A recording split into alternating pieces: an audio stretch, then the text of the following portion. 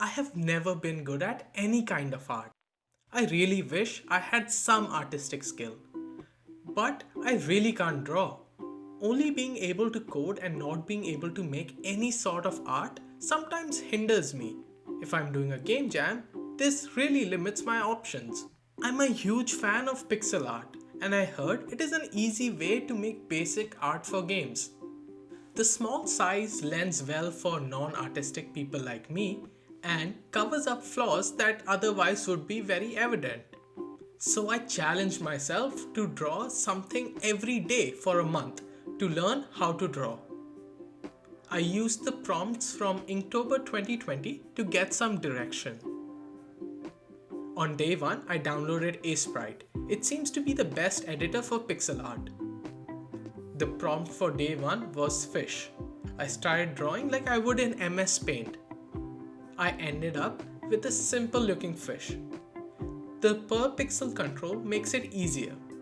This will serve as the baseline. Prompt for day 2 was Wisp. This time I decided to use a reference instead of just starting. All the references had a lighter shade of blue in the middle and it got darker towards the edges. I tried to make a flame shape as best as I could. I had seen in some other drawings, characters with long eyes made them cuter, so I added that. Prompt for day 3 was bulk, and I decided to make a rock. I watched a tutorial by Pixel Pete on how to make rocks. I tried to add cracks in the rocks, and I also tried using shading to show lighting. While making this, I realized that my canvas size might have been too big. Prompt for day 4 was radio. I looked at pixel art references for radio. I tried to look at the kind of detail they had. I used the knowledge about lighting that I gained last time to shade it and give it some dimension. I also changed the canvas size to 32 by 32 and it made a huge difference. Prompt for day 5 was blade. I did the same thing here. I looked at references. I noticed all of the images had the sharper side of the knife have a light color, almost like a highlight. So I used that to make a very simple knife. Prompt for day 6 was rodent. I was very confused and I didn't understand how I could draw something like this. And while scrolling, I saw that I could make the face. I used the symmetry tool to make the left and the right side simultaneously. In the ears, I gave it 3 shades. Whenever I saw ears in any drawing, the inner part was lighter, and now I understand why. I made the nose pink to make it cute. I also made the eyes long and gave it a gleam. And I used the lighting technique to make it darker in the bottom. I also gave it whiskers, and I was very happy that I made something organic and not an object. For some reason, when I read the word fancy, I thought of a wizard hat. I looked at some references and I started working. I gave it lighting and shaded it. I tried giving it the plus shaped stars, but it didn't work. I was really happy with the result. Watching tutorials really helped a lot with the shading. I can't believe I made that. It looks so good. I never thought I would get better in 7 days. Prompt for day 8 was teeth. I couldn't think of anything and started looking for references online. I almost copied the whole reference, but instead of a black outline, I tried to give it a darker shade of red for the outline. I gave it some blood so it had something unique. With pixel art, you can almost copy the complete reference because there are so few pixels. But I tried to steer away from blatantly copying it so I would truly learn something. Prompt for day 9 was throw. I thought of throwing a lasso. So this was simple. I did give it a black outline because I think it fits for this rope. I also gave it some dark areas to show the rope twining. There are some spots where I didn't give it a black outline because I thought it was feeling very crowded. Hope made me think of an angel. This was very tough. I wasn't being able to copy the shape, so I made the simple shape and I just added the lines. Adding the halo really helped. It made it look like the angel wings. And the shading also helped a lot, which I saw in some references. The prompt was disgusting and it made me think of a slime monster. The slime was completely taken from some reference, and I think it is what sells this. I shaded it and tested the eye shape multiple times. The prompt for day 12, slippery, made me think of flip-flops or bananas. I just went with the banana because it is easier. The only special thing that I did was add an intermediary color between the banana and the stem. Prompt for day 13 was dune. I looked up references. I realized that the height of the dune in the image, not the actual height, but the height projected on the plane of the image was not very high. So I changed that while drawing. I used the gradient tool to make the sky. I also gave it clouds to complete the look. It makes it feel a lot larger than I was going for. Also, having two distinct shades for the dune is what sells the effect. The prompt armor reminded me of a shield. I looked up references and I tried the shining highlight effect, but I wasn't able to do it very well. I think I will have to learn that before I can make it work, but it wasn't too bad either. When I read the prompt outpost, I had this image in my mind that I wanted to recreate, so I didn't look at any references. I struggled with it for a while, but eventually got it. One thing I realized in this one, that if you start off bad, you should definitely scrap everything and start over. I won't hesitate to start over again. I also made the side further from the viewer darker to give it depth. With a prompt like rocket, I thought it would be easy. For some reason, the rocket didn't end up looking good and I'm not sure why. I tried different things, but it just didn't look good. And I'm not sure what I can do about this. I think things like this will come with experience.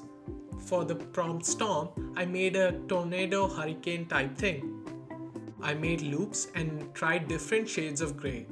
And my strokes were in one direction, giving it a spinning feel.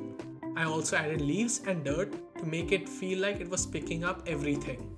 I accidentally ended up putting more dirt near the bottom of this tornado, and it made sense that it would pick up more dirt there. So I added even more. I also added some strokes on the side to make it feel powerful. Trap made me think of a Venus flytrap. And there's an iconic Venus flytrap that we all have come across, the piranha plant. There were many references. I found the easiest one and tried to replicate it. With so little pixels to work with, it was very easy to copy. But that is not the aim for me. So I tried to draw from memory and tried to add my spin on things to learn more. The black outline and the highlight is what made this one good. When I read Dizzy, the first thing that came to my mind was the star effect in cartoons or games. Showing someone is disoriented or dizzy. I wasn't satisfied with what I made, so I thought spinning makes people dizzy. Ballet dancers spin a lot, so I tried making that. This was my first attempt at a human figure. The shoulders and arms were a little tough, but I eventually got it. I was pleased with the folding leg, and after that I added some hair. I literally can't believe that I made this. In the end, I gave it the same spinning effect that I gave the storm drawing, and I think it looks really good. Prompt for day 20 was coral. I didn't know what to do with this, so I just started without thinking too much. I made this plant and they merged when I filled it in. I used an outline to separate them. I think this technique could be used for grass and bushes. I added bubbles by using a big brush and erasing the middle part. I also added some fish. I couldn't get the right size, but what I did was imagine this to be a paper and drew a fish. I got a shape and just went with it. Adding a background makes these drawings so much better. Prompt was sleeping. I was gaining confidence and I didn't want to draw something simple like a bed. So I decided to make the sheep counting scene. I drew the fields like I would as a kid. I was worried about the fence not looking like a fence, but in the end, it did end up looking like a fence. The sheep's leg were a puzzler, but I got it down. I added the sky and clouds to complete the scene, and I tried adding an outline, but it didn't work for this. The prompt for day 22 was chef.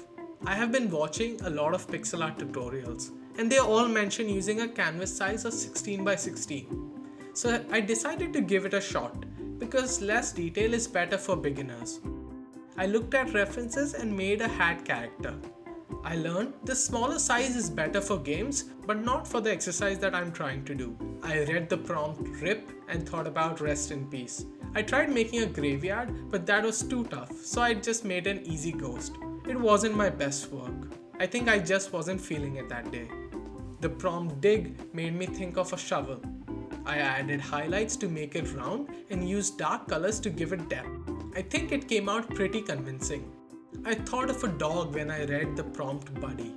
So I tried my hand at yet another animal.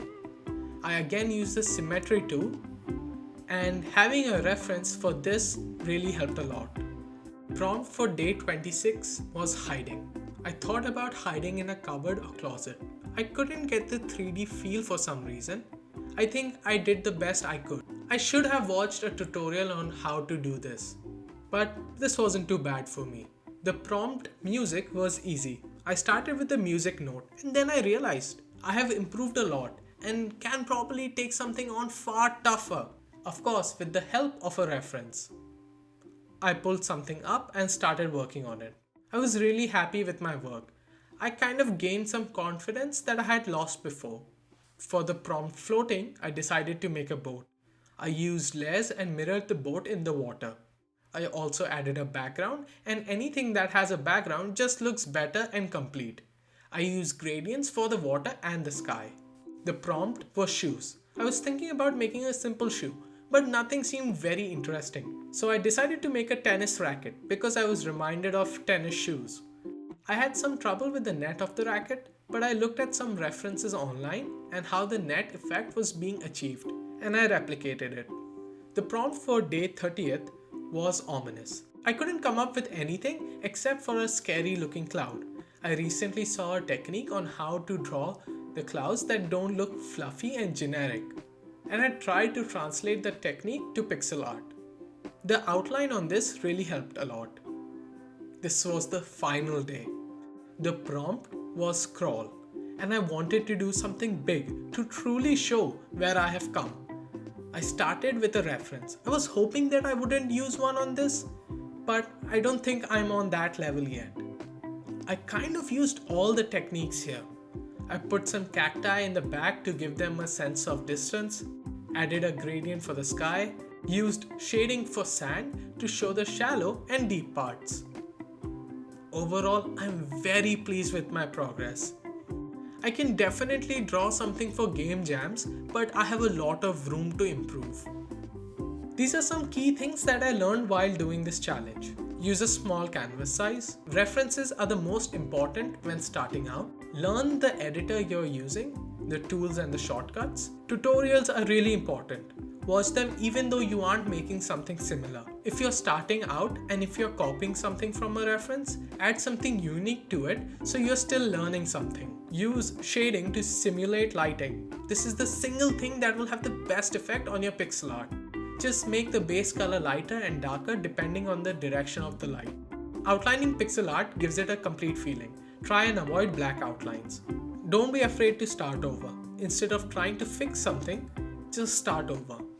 Trust me, if I can do it, anybody can do it. I had no idea what I was doing at the start, but I truly learned a lot in these 31 days. And not to forget, I really started to enjoy it.